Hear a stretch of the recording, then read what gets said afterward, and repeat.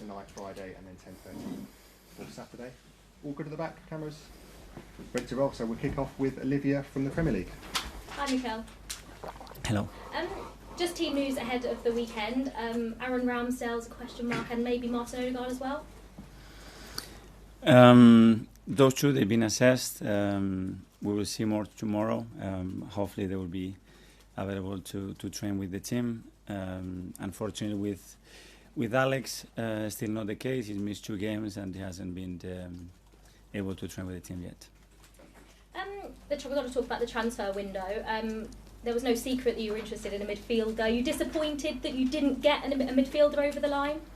No, listen, we had a lot of things still to do in the squad. You see the amount of departures comparing to the players that we have recruited. The club has done, again, a phenomenal job and put everything on the table to try to bring the players and in the profiles that we wanted.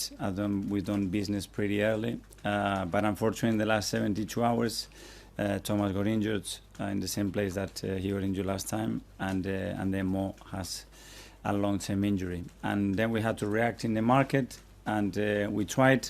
But at the end of the day, we have to bring the player that we feel is the right player for the team and as well for the club, and we didn't manage to do that.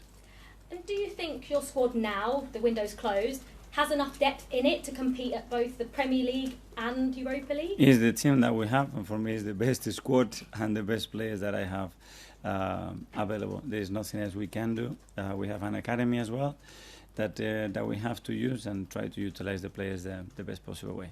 Man United Arsenal, one of the most iconic fixtures in Premier League history. Just first of all, what are your memories of playing in this fixture, or just your memories of the fixture over the years? Yeah, they probably started a bit when I was younger, watching it on TV and watching that rivalry and those special games between the two teams. Obviously, playing as a player, winning, obviously, are beautiful feeling, and yeah, a magnificent stadium to go there and be us again as a team. Do you think we've seen these fixtures have everything over the years? Do you think it still has the same edge? I don't know. I think there've been moments where I think the history and all the media and everything that was talking about, and a special rivalry between certain players built certain momentum into this. But I think in England it doesn't get much better than that. And just finally, obviously you know from the start of last season how difficult it was for Arsenal at the start of last season. Man United went through the similar sort of phase at the start of this season, but Erik ten Hag seems to have turned it around, 1-3 on the bounce. Were you impressed by how quickly he seems to have done that? Well, when you look at the squad that they have, the players that they signed, the amount of money they have spent in the market, I'm not surprised they're going to win a lot of football matches. And Manchester United history tells you that this is going to happen. So it's another big rival. We know that, and we need to compete with them. Thank you very much. James from Sky.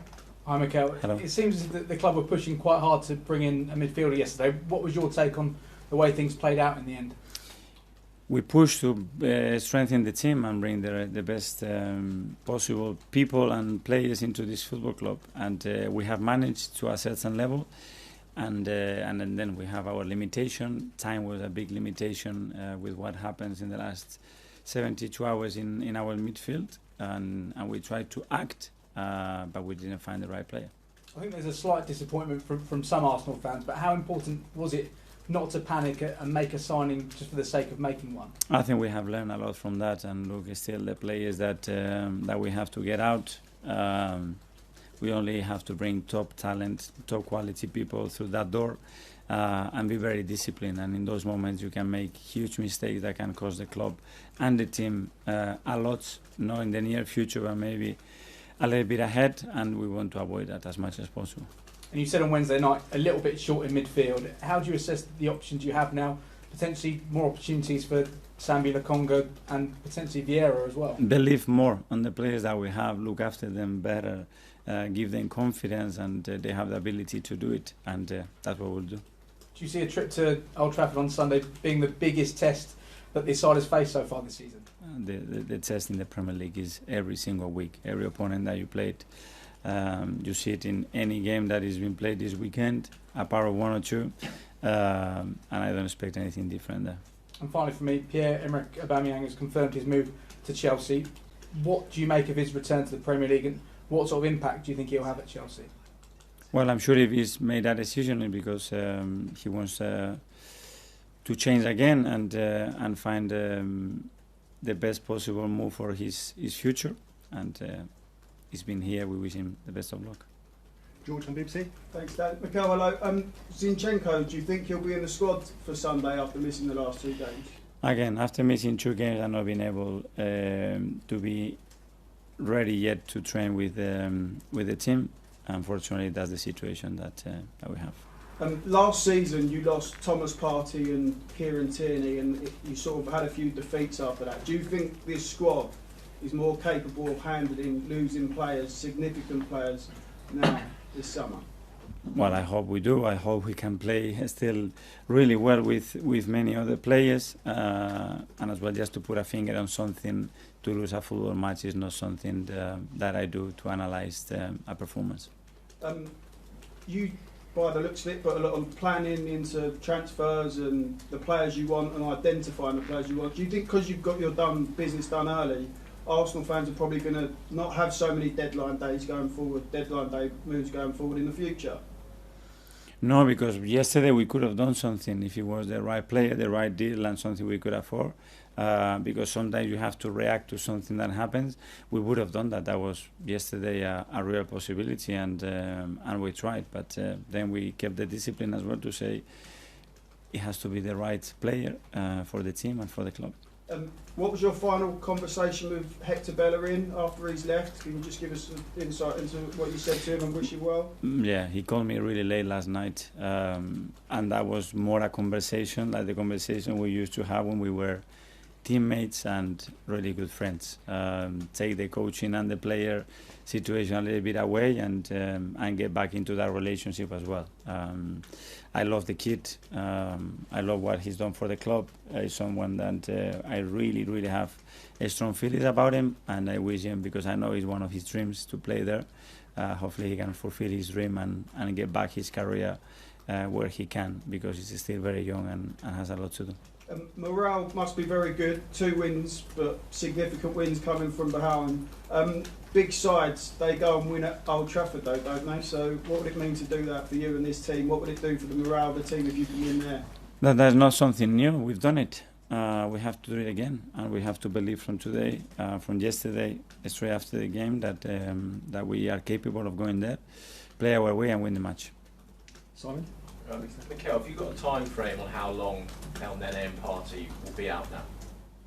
No, with Mo probably it's a little bit easier, and we are talking months. With Thomas, hopefully we are talking weeks or even shorter than that, I hope. And just with Thomas, he's obviously had a few injuries since he came to the Premier League and adapting to that intensity. Going forward, do you think the club might have to try and manage him in a different way, or do you think he's just been unlucky? We have tried to manage him. A lot has happened since he joined, obviously, and we have tried the best possible way to find the reasons why that happens. But unfortunately, the body and the mind are too difficult sometimes to understand and put a finger on a single thing to try to prevent something happening. But the attitude of the player is there. His willingness is really disappointed again, obviously, as you can imagine, and the team needs him, so we need him back. Okay, last couple in the live section. Firstly, James. Hi, Mikel. I think Hector is the 6th player in recent years to have left, either through contract cancellation or, in this case, a free transfer. How important is it you start getting fees for these players and maybe put a stop to a culture where it sort of seems like clubs will wait for you to rip up a player's contract? I always say that the market doesn't lie. When a player comes and says that I have to do that and I am here and I am there, it's very simple. Go on the market and the other teams, the other coaches, they're going to tell you how good you are, what your value is, what you've done. And we have tried to obviously get everything we can get done, and sometimes you have to get the right balance. And hopefully we're going to be in a very different position very soon. Hi Mikel. 5 wins from 5 has been such a good August for you, especially compared to last year. How you must feel so proud that your process is developing and working going forward. Especially, obviously, the feeling and the energy that is around the club. the way the team is playing, the team is performing, and at the end of the day, the icing on the cake is winning football matches. That's the only reason why we are here. We have to continue to do that. Keep doing the simple things right, and maintain the energy levels and the belief and enthusiasm that we have, and keep playing well. How does it mean to be doing that with such a young squad as well? Very fulfilling, because when you see a player 6 months ago, when you review certain things with a player a year ago, sometimes you cannot believe how much they've grown in a year's time. But when you have huge talent, hungry personalities, and people who love what they do, normally good things happen. Quick one for James.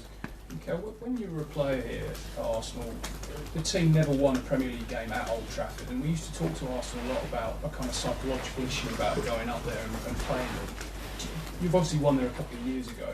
Do you sort of feel that's no longer an issue now that you've worked through that as a club?